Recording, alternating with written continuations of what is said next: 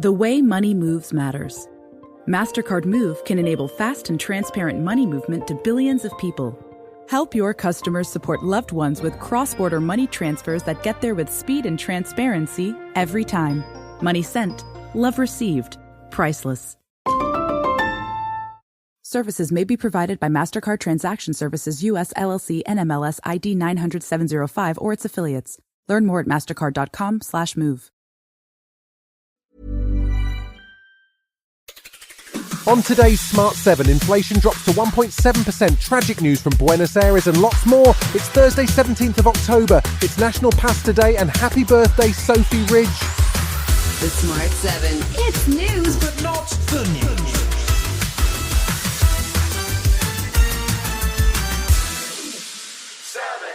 There was some good economic news for the UK on Wednesday as inflation took a dramatic dip below the magic number of 2%. Figures for September showed inflation at 1.7%, driven in part by lower airfares and petrol prices, and it could be enough to trigger a Bank of England rate cut.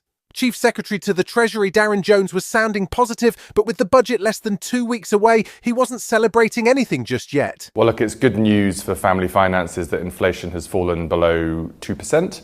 But of course, there's more work to be done to protect working people and bring stability and growth back to the economy, which is what the Chancellor and this government is doing now and in the run-up to the budget at the end of October. On the other side of the House, the shadow Chief Secretary to the Treasury, Nigel Huddleston, was busy claiming credit for Rishi Sunak and the previous Tory government. This reduction is largely a result of the difficult decisions that we made when we were in power, we were in government. So the reduction is good news. It was the number one point of the previous government's economic strategy.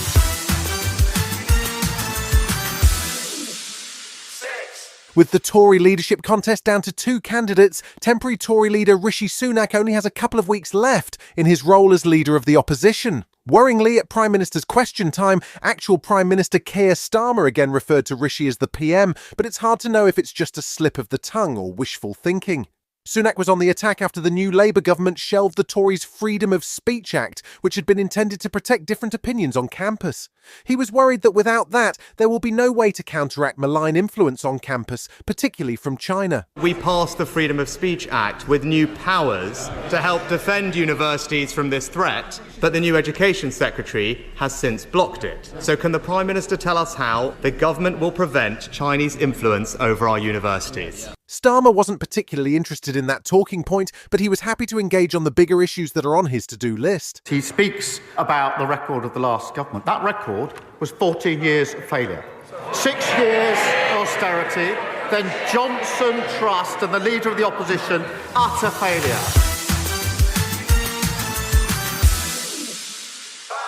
UN peacekeepers in Lebanon reported another attack on one of their positions by Israeli forces on Wednesday. A tank opened fire at a watchtower in the village of Kafr Kala in southern Lebanon, destroying the cameras on it and damaging the structure, although no one was injured. Meanwhile, Israel has issued evacuation orders for 400,000 people in northern Gaza as it launches a fresh wave of strikes. The UK and France have both called for an urgent Security Council meeting as the humanitarian situation in Gaza continues to worsen. The US has been applying pressure to improve delivery of essential supplies, but it's still nowhere near the volume needed. The Commissioner General of the UN's Palestinian Aid Agency, Philippe Lazzarini, says that Israel is trying to push his agency out of the region. We cannot, by getting rid of UNRWA, create a void. And the question is, will it really be filled by something we collectively wanted?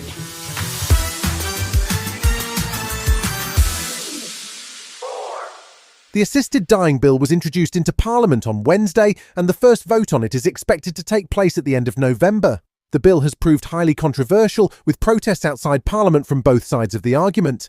The Archbishop of Canterbury also weighed in an unusual public intervention, saying that the proposed bill was dangerous and could lead to a slippery slope that would see people feeling compelled to have their life ended medically. The bill has attracted support from TV personality and campaigner Esther Rantzen, who herself faces a terminal diagnosis. Labour's Kim Leadbeater introduced the bill and she says it will have clear safeguards. These are people who are dying, so it's not about ending their life, it's about shortening their death.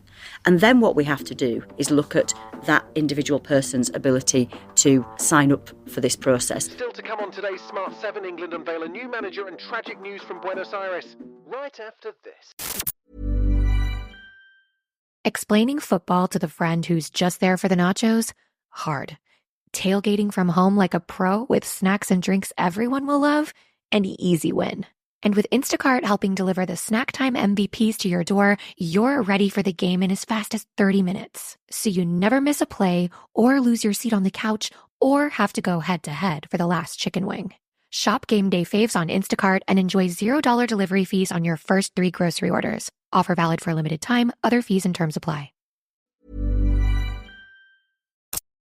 Welcome back.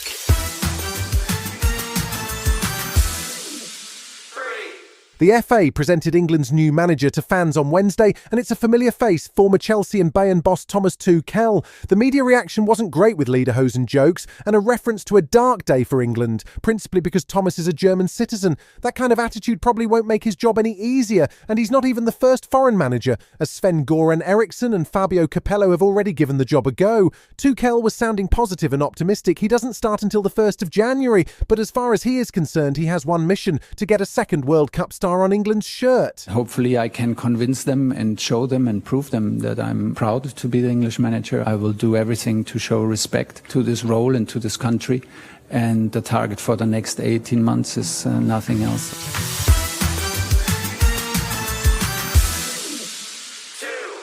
Thursday sees the official release of British movie Joy. It tells the true story of the scientific team who came up with the idea of in vitro fertilization, or IVF, which initially at least was known as test tube babies. The cast includes Bill Nighy, who plays one of the scientific trio who changed the face of fertility for many across the world, with some estimating that 16 million women who couldn't have had children otherwise are now proud parents. Speaking at the London premiere, he said that it was a movie that was literally a joy to work on. It really was. This is not PR. It really was one of the nicest jobs I've ever had. It was unambiguous. Everybody knew why they were there. The writer has an IVF child, the producer has IVF children, so there was that element.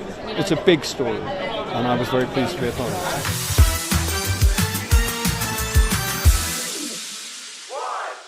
There was tragic news on Wednesday night as former member of One Direction Liam Payne died after what appeared to be a fall from a third-floor window of his hotel.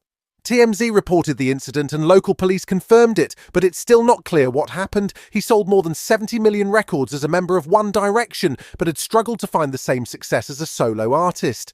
There were tributes from his bandmates and former X Factor host Dermot O'Leary, who described Payne as a joy and always humble. Guardian music editor Ben Beaumont-Thomas told Sky News that Liam Payne was a big part of One Direction's success. You don't become a huge successful band off a talent show without having absolutely bags of personality, personality and sort of guile and excitement around them. And Liam was a big part of that. You've been listening to The Smart 7. We'll be back tomorrow at 7 a.m. Hit that follow button and have a great day. Give us 7 minutes, we'll give you the world. At SeatGeek, first-time buyers and first-time buyers wink get $20 off their first sports or concert ticket. So if I already have a SeatGeek account, I can just make another account with a different email and get $20 off for being a new wink customer? Yep, use code first-time buyer wink. And SeatGeek is okay with that? We can't tell you to, but we can wink tell you to. So you are telling me to? Yes. Wink. Valid for one purchase over $50 by 11/15/24. See terms at SeatGeek.com/first-time buyer.